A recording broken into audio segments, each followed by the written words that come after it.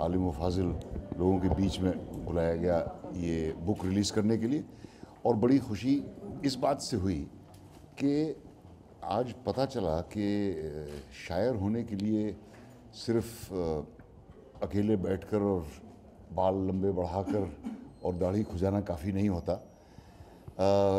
ऐसे लोग भी शायरी करते हैं और बहुत बेहतरीन शायरी करते हैं जिनसे कभी हमने सोचा नहीं था। और पुलिस के लोग, गवर्नमेंट के ऑफिशल्स, टैक्स ऑफिशल्स, ऐसे लोग भी शायरी करते हैं, ये बात जान के बड़ी खुशी हुई और मेरा बहुत हौसला बढ़ा।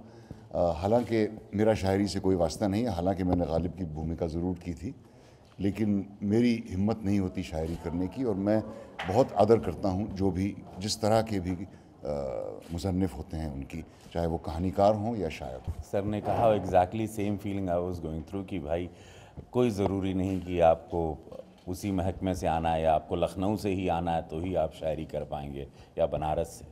आप पुलिस फोर्स में भी रहे हैं, आप जहाँ भी रहे हैं, बस आप attachment and lovely, it was a great feeling. और सारे दिग्गज लोगों के बीच बड़ा ज्ञानी, बड़ा मैं ऐसा लग रहा था कि एक अनपढ़ इंसान बैठा हूँ, बट एन्जॉइंग बिकॉज चीज़ें समझता हूँ, नॉर्थ से हूँ। बड़ा मज़ा आया, बड़ा आई वाज वेरी लकी। और नसीर भाई बगल में तो आनंद ही आनंद।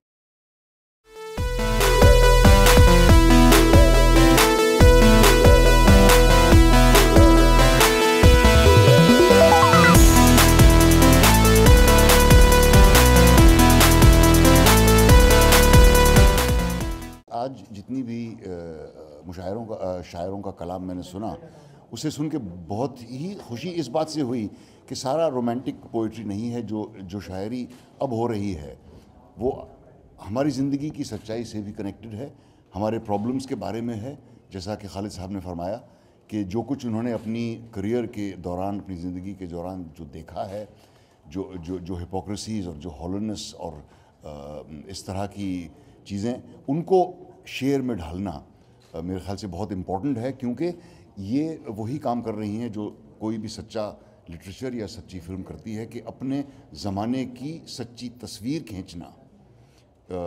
और वो ये शायरी कर रही है, ये सुन के मुझे बहुत ही खुशी हुई। इस वक्त बहुत ज़रूरत है पोइट्री, गीत जो जनता तक बहुत जल्दी पहुंच जाती है और सच्ची आवाज़ होती है शायर या कवि की। और ख़ासकर हर रीजन को, हर रीजनल लैंग्वेजेस को बढ़ने का मौका होना चाहिए। जो हमारा ख़ास लैंग्वेज है, हिंदुस्तानी में उर्दू और हिंदी मिक्स है, जो धीरे धीरे गायब हो रही है। तो उर्दू में अगर कोई ख़ास और ख़ासकर सब्जेक्ट है अदब का, जो मिसिंग है, सिविक सेंस जो हमारा आज खो गया है।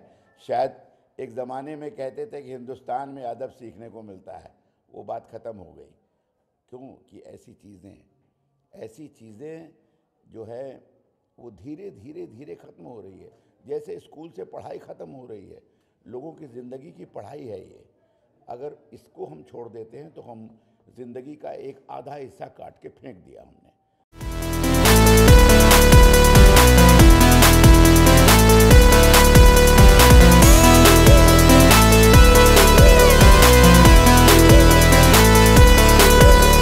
For more news and gossip, don't forget to subscribe to Bollywood Helpline.